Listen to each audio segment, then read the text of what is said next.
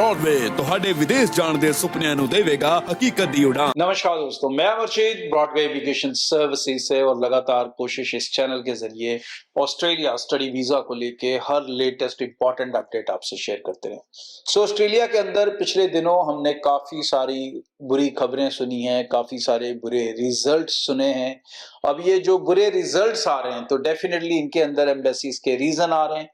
तो रीजंस आ रहे हैं तो भाई उन रीजंस को अगर हम अच्छे से समझेंगे तो ही हम अच्छी फाइलिंग फ्यूचर के लिए कर पाएंगे। चाहे आपकी फाइलिंग ब्रॉडवे के साथ है, आप खुद कर रहे हो या किसी और कंसल्टेंट से भी कर रहे हो, तो कुछ चीजों को आपके लिए जानना बहुत जरूरी होगा कि ऑस्ट्रेलिया आज की डेट में किन चीजों के ऊपर फाइल के अंदर सबसे ज्यादा फोकस कर रहा है। तो सबसे मेन चीज मैंने कल वाले वीडियो में आपको बताई थी कि सबसे ज्यादा कोर रीजन आ रहा है फाइनेंशियल्स को लेके।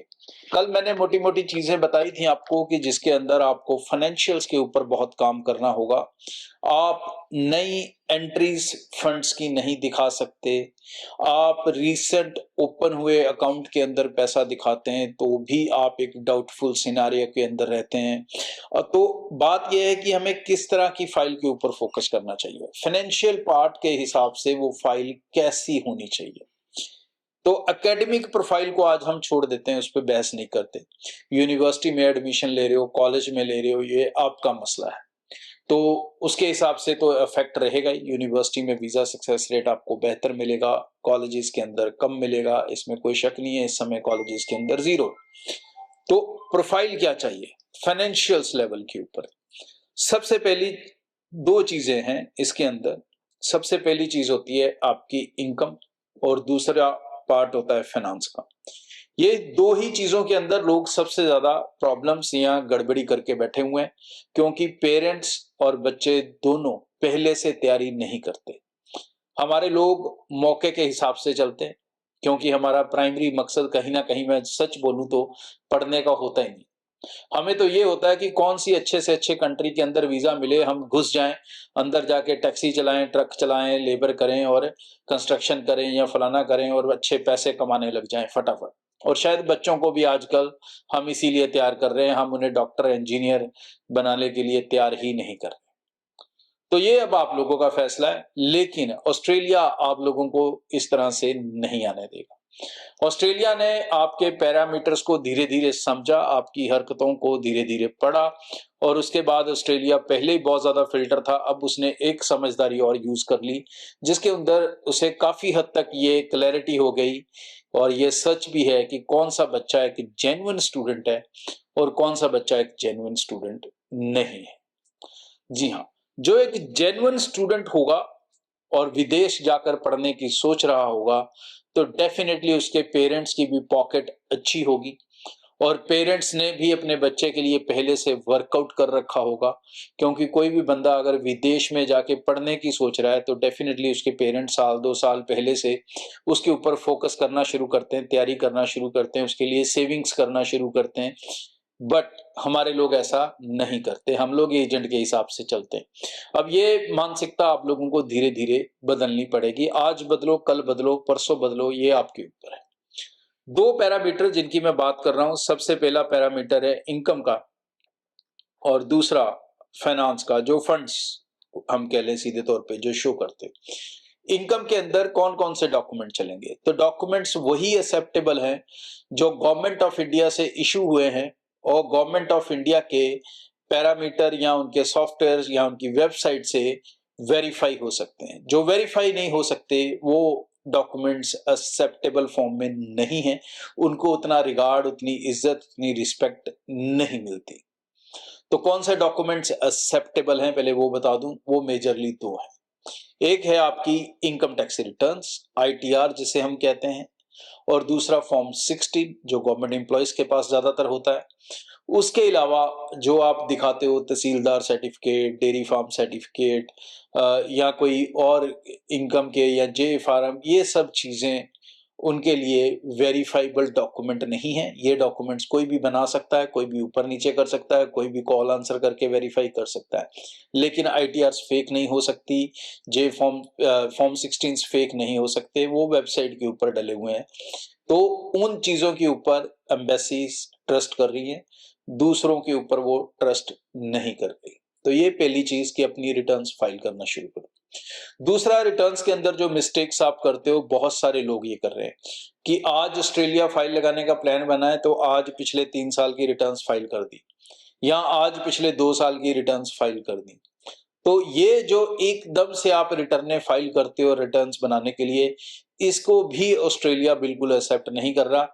उसे ये साफ दिख रहा है कि ये बंदा रिटर्न्स फाइल कर रहा है अपने वीजा लेने के लिए, ना कि ये एक रेगुलर स्ट्रॉन्ग इनकम वाला बंदा है। तो ये एक चीज प्रॉब्लम आपके लिए खड़ी हो चुकी है। आपको returns time to time file करनी होगी। जो पेरेंट्स पहले से समझदारी बरतेंगे, इस्तेमाल करेंगे, वो ही अपने बच्चों को ऑस्ट्रेलिया भेज सकेंगे। दूसरी तरफ अगर हम आ जाएं तो वो है फंड्स, पैसे।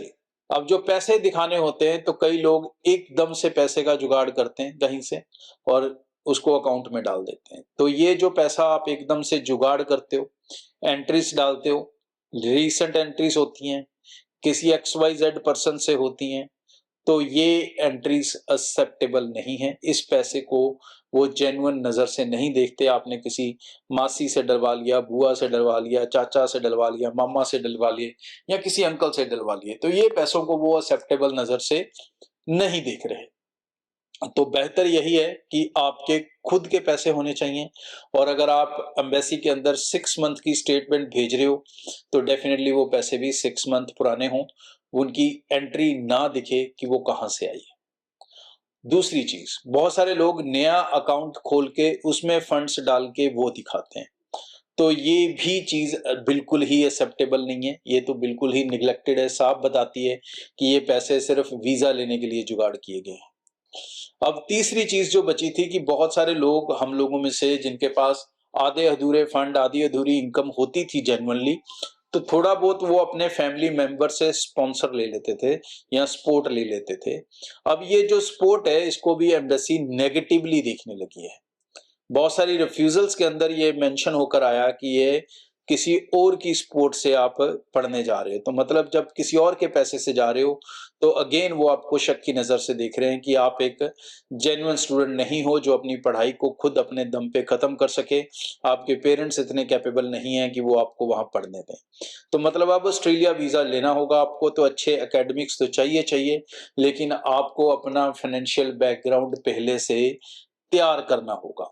तो मतलब बच्चों के साथ साथ अब पेरेंट्स को भी समझदार होना होगा, या बच्चों को अपने पेरेंट्स को सही से समझाना होगा। मैं जानता हूं बहुत सारे बच्चों के पेरेंट्स जो होते हैं वो गांव से होते हैं, विलेजेस से होते हैं, पिंडा तो होंगे हैं, सो उन्हों की उन्हें पढ़ाई लिखाई या ITRs ਨੂੰ लेके उन्नी समझ नहीं होती। बट ये समझ अब आपको पैदा करनी होगी अगर आपको ऑस्ट्रेलिया जाना है या अपने बच्चों को ऑस्ट्रेलिया भेजना है। इसी तरीके से 2026 ऑस्ट्रेलिया आपको वीजा देगा। जो 20-30% वीजा आ रहे हैं वो भी ऐसे ही प्रोफाइल्स के ऊपर आ रहे हैं। आप सब जानते हैं कि 80% से ज्यादा फाइलों के अंदर फंड्स, फाइनेंशियल्स का जुगाड़ हुआ है। दैट इज अ रीजन कि 80-70% ही रिफ्यूजल देखने को मिल रही है और जेन्युइन स्टूडेंट्स को ही सिर्फ वीजा जो है वो हासिल हो रहा है। तो इन चीजों को समझें, इसी के हिसाब से ऑस्ट्रेलिया जाने की कोशिश करें। अदरवाइज अपना समय और पैसा ऑस्ट्रेलिया के लिए बर्बाद ना करें। बेटर है आप उतना समय किसी और कंट्री में सोच लें, चाहे फिनलैंड है, वो भी 3-4 साल में आपको रेजिडेंसी देती है। UK आप सोच सकते हो, लाटविया सोच सकते हो, कनाडा पॉसिबल है तो वहां सोच सकते हो।